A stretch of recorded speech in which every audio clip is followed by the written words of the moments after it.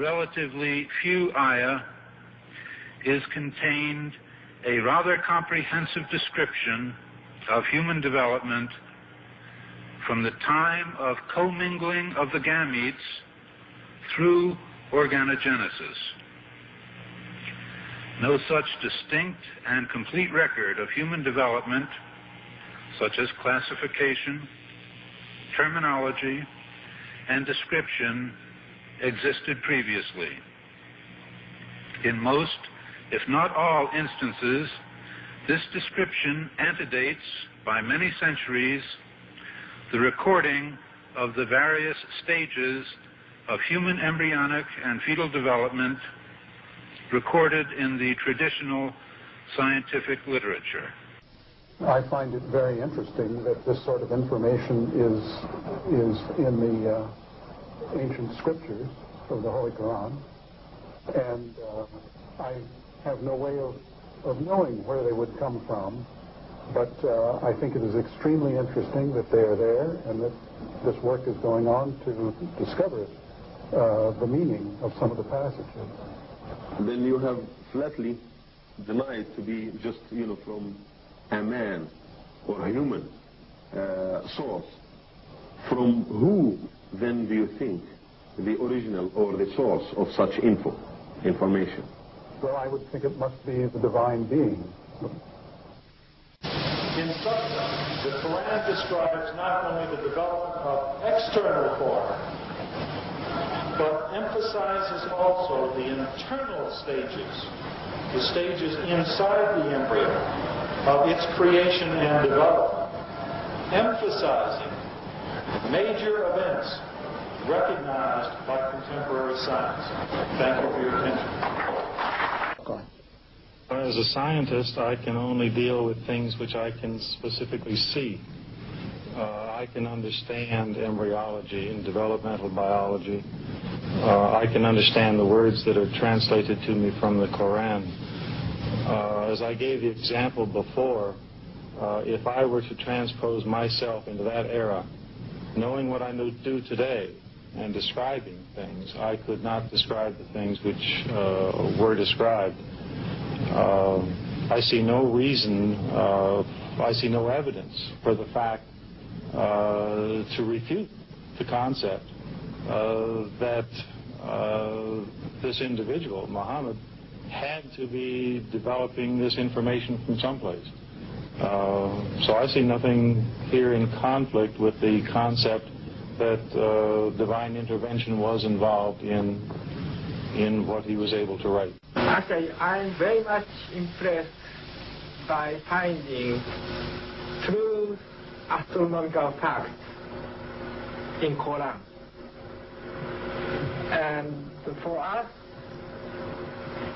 the modern astronomers have been studying very small fields of the universe. We concentrated our efforts for understanding of very small parts, because by using telescope we can see only a very few parts of the sky without thinking whole the universe. So by reading Quran and by answering to your questions, I think I can find my future way for investigation of the universe. Well, thinking of many of these questions and thinking where Muhammad came from, he was after all a Bedouin. I think it is almost impossible that he could have known about things like the common origin of the universe, because scientists have only found out within the last few years. It's very complicated and advanced technological methods. I think if you combine all these, and you combine all these statements that are being made in the Quran, in terms that relate to the earth and the formation of the earth and science in general, you can basically say that the statements made there in many ways are true. They can now be confirmed by scientific methods, and in a way you can say that the Quran is a simple science textbook for the simple man, and that many of the statements made in there at that time could not be proven, but that modern scientific methods are now in a position to prove what Muhammad said 1400 years ago.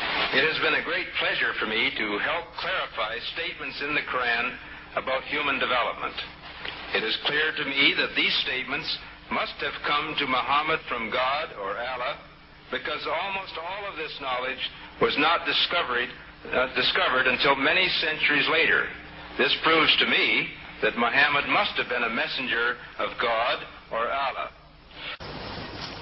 Because the staging of human embryos is complex, owing to the continuous process of change during development, it is proposed that a new system of classification could be developed using the terms mentioned in the Quran and Sunnah. The proposed system is simple, comprehensive, and conforms with present embryological knowledge. Intensive studies of the Quran and Hadith in the last 4 years have revealed a system for classifying human embryos that is amazing, since it was recorded in the 7th century A.D. As far as it is known from the history of embryology, little was known about the staging and classification of human embryos until the 20th century. For this reason, the descriptions of the human embryo in the Quran cannot be based on scientific knowledge in the 7th century. The only reasonable conclusion is that these descriptions were revealed to Muhammad from God. He could not have known such details because he was an illiterate man with absolutely no scientific. The way it was explained to me is that Muhammad was a very ordinary man. He couldn't have read, didn't know to write. In fact, he was illiterate. And we're talking about 1,200 years ago. You have someone, an illiterate person, making profound pronouncements and statements that are amazingly accurate of a scientific nature. And I personally can't see how this could be a mere chance. There are too many accuracies. And like Dr. Moore, I have no difficulty in my mind reconciling that this is a divine inspiration or revelation which led him to these statements.